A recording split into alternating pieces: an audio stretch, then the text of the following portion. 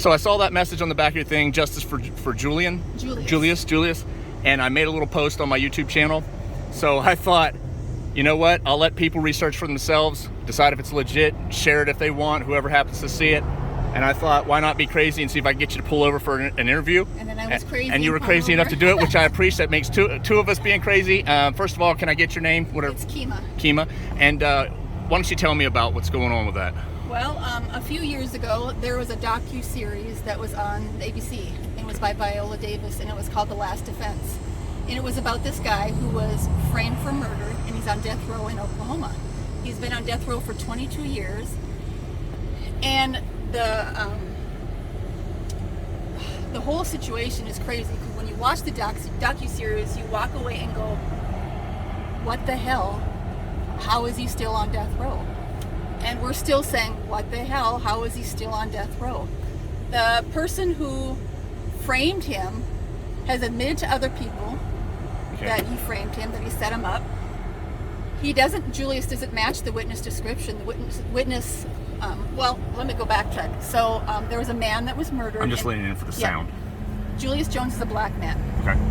There was a white man by the name of Paul Howell that was murdered in Edmond, Oklahoma. Now, back in the 1990s, you didn't want to be in Edmond if you were black. Okay. So it was, it was very much separated. So a black person killed a white man, and someone was going to fry. So the Paul Howell was with his sister and 2 children in the back, and it was Chris Jordan that came up to the car, and he ended up killing Paul Howell and taking his Suburban. So the witness described the shooter as having hair that stuck out underneath his stocking cap, because he had a bandana and a stocking cap and a white shirt. Julius has a booking photo that was taken 9 days before, and it shows clearly he had a crew cut. He had no hair. There's no way he had hair sticking out. Okay. Chris Jordan, he had cornrows. He had hair sticking out. Chris Jordan, while he told the police that Julius did it, and he told the police that he hid the gun and bandana in Julius's room. So Chris Jordan actually told the police, and you can see on the police transcripts, that he hid. Now, was this information that only the police would have known? Did anybody happen to come across that being a fact, or was it something that could be public knowledge? It was public knowledge, but Julius's attorney did not present any of it at trial. So you say he had incompetent defense? But they didn't. That is what it was. But when he went through the appeals, they wouldn't say that. They didn't raise it. Even that attorney says I was incompetent, that I failed him. So you said that on the record? Yes. Okay. Yep. With an affidavit, he even said that he completely failed him. He didn't bring up the picture. He didn't bring up the fact that there were affidavits, a couple inmates separate, that told the same story, that Chris had said that Julius Make sure Jones... you talk up a little bit. Okay. I just want to make sure I don't... Yep. Because the car's out here, but go ahead. He said that Julius Jones was... that he was the one, in fact, that killed Paul Howell, and that Julius Jones wasn't even there.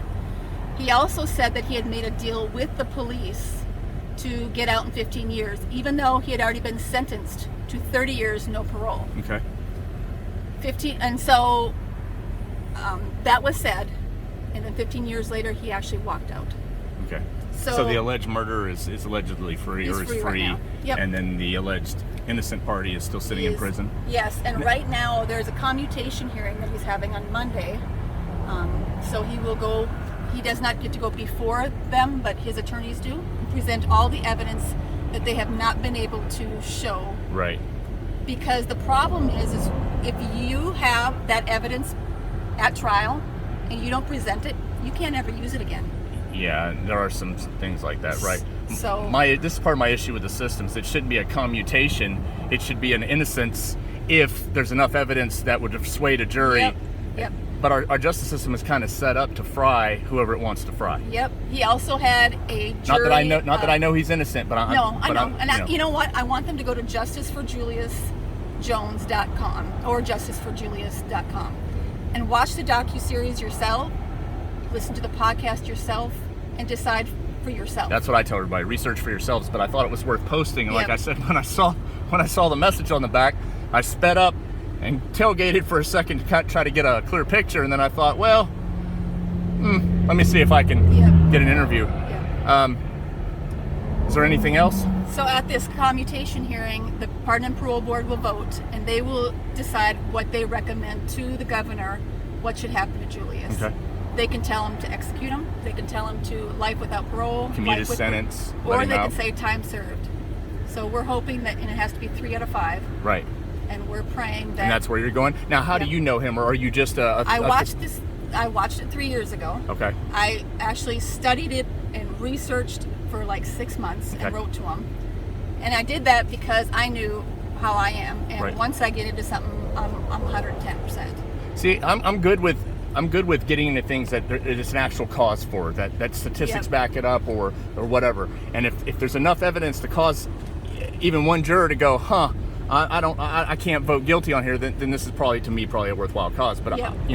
go on Yep. ahead. And there was also a juror that called him the N-word, and it was brought up, and he still got to vote to kill him. Okay, so there was a juror with proven racial bias. Yep. During the Well, the one trial? of the other jurors said that he said this. One of the other jurors said that he said it. Yes. Did And he they admit said- to it or no? No. Okay. He said he said he didn't say the N-word. Okay. So it's kind of a he said Yep. type deal, but Yep. doesn't mean it didn't happen, doesn't mean it did, but it Yep. could have. There's just so many little factors, Right. that just. Right. Okay. Well, I'm trying to think if there was any other stuff. anything else you want to add? And Go to the website and check it out, and join us on Monday. Is his hearing at 9:00? 9:00 Monday, where? I don't have the address.